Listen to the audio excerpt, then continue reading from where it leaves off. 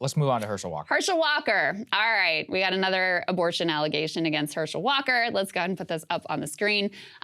New woman alleges Herschel Walker urged her to have an abortion. Now, this woman decided to remain anonymous, but she alleges that he drove her to a clinic to terminate her pregnancy. She plans to remain anonymous and is going to provide evidence of her romance with Walker, which she did.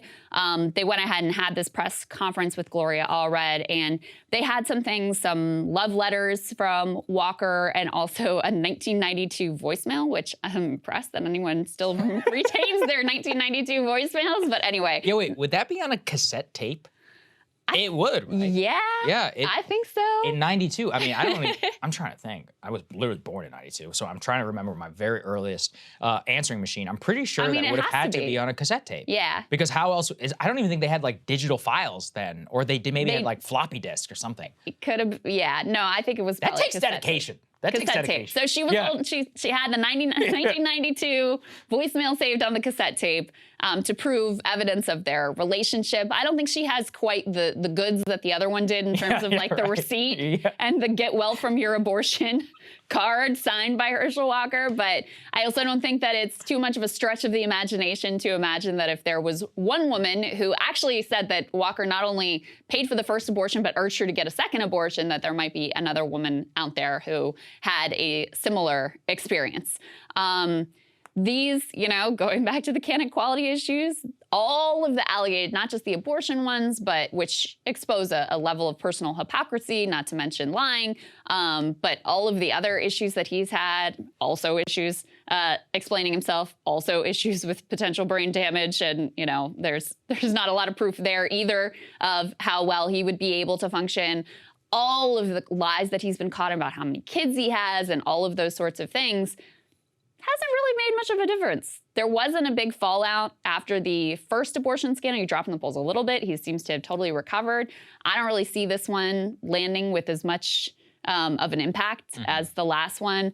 I think right now, the race is basically a toss-up in terms of where the sort of polling average is. So, to me, this one could actually end up going to a runoff if it continues to be as close as it is. It's certainly possible. Yeah. So what are the runoff rules in Georgia? Is it within 0.5%? You have to get over 50 to avoid a runoff. Right. And so if they're both under 50, then you go to a runoff. And if they do go to the runoff, then, right. So going to the runoff would mean what? Another election in January, so an extra month of campaigning. Yeah. I actually think that might be dangerous for Herschel Walker because you never know in terms of the national winds of the way things are going to blow. We saw that from November to January. The national political climate changed significantly, helped the Democrats win in both of those seats. So it would definitely be in Walker's interest to try and just win it outright, even if he beats him only by a percentage point and under 50. I would say, especially given the whole national media environment, the zoom in on Walker, he would be the only story in the country. Right now,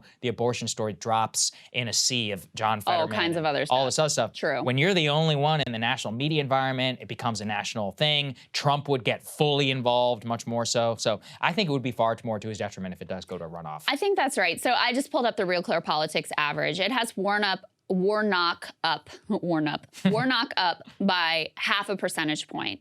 And he's at 47 and Walker is at 46.5. So everybody is a few points shy of 50. Right. Georgia is one of the states where the polls have been kind of accurate. Does that hold? I don't know. But leading into those two previous Senate runoffs, they actually were kind of right on the money. In the presidential too. They actually added. The presidential was correct. The lead up to the runoffs, they were also correct. And I was skeptical of them too because past history indicated that Republicans normally outperformed in those runoffs in the state of Georgia. So we really kind of thought the Democrats are kind of hosed here. But actually they had a smart message on the $2,000 checks. Trump decided to write in and tell everybody basically not to vote.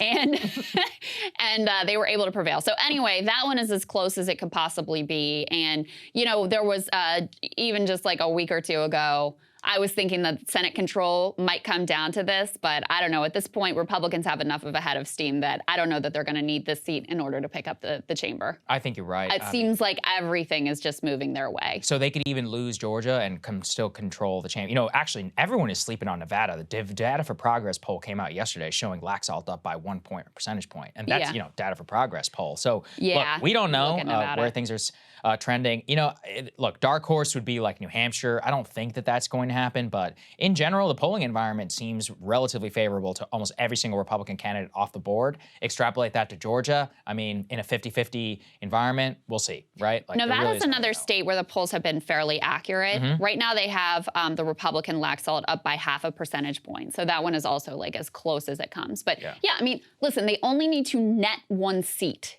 in order to be able to take the chamber. So if Fetterman ends up losing, then they only, you know, that keeps them even because that's replacing a Republican who currently holds that seat. Then you just have to pick up a Nevada, an Arizona, you know, you just need 1. And so I think we'll see. We'll see how it goes. But it seems very much like, especially, you know, the thing I'm really responding to most is you're seeing some of these House polls come out in swing districts. Sean Patrick Maloney, Katie Porter, these places that are Biden plus 10, and you've got members of Congress who are like holding on by their fingertips.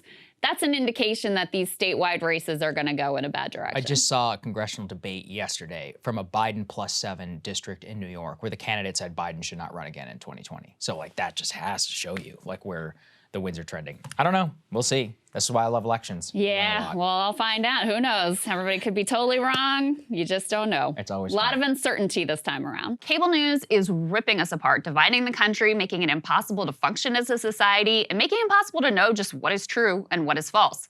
But the good news is they are failing and they know it.